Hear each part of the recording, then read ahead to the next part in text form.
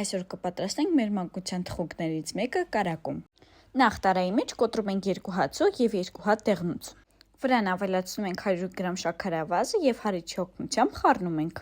Ապա վրան ավելացնում ենք 120 մլ ձեթա եւ նորից խառնում ենք մինչ համասար զանգված ստանալը։ Համասար զանգված ստանալուց հետո վրան ավելացնում ենք 80 գրամ ալյուրը եւ 1 թեյ գդալ փխրեցուցիչը։ Լավ խառնելուց հետո վրան սկսում ենք ավելացնել 2 մոտեցմամբ 300 գրամ ալյուրը եւ ձեռքերի օգնությամբ սկսում ենք հունցել շատ փափուկ եւ ձեռքերին չկպչող խմոր։ Քանի որ ալյուրը եւ ձվի չափսերը լինում են տարբեր, հնարավոր է, որ ձեր 300 գրամ ալյուրը ձեզ չհերիքի։ Դրա համար դուք ավելացրեք այնքան ալյուր, մինչ ձեզ մոտ ստացվի ահա այսպիսի խմոր։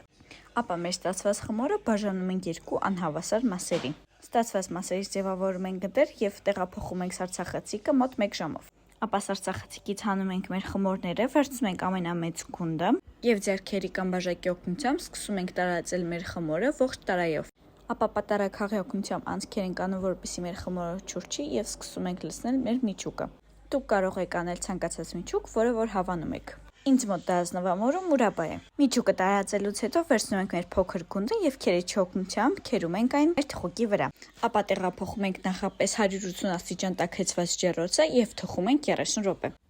Ապա կտրատում ենք եւ մատուցում։ Դուք կարող եք նաեւ շաքարի փոշի վրան ավելացնել։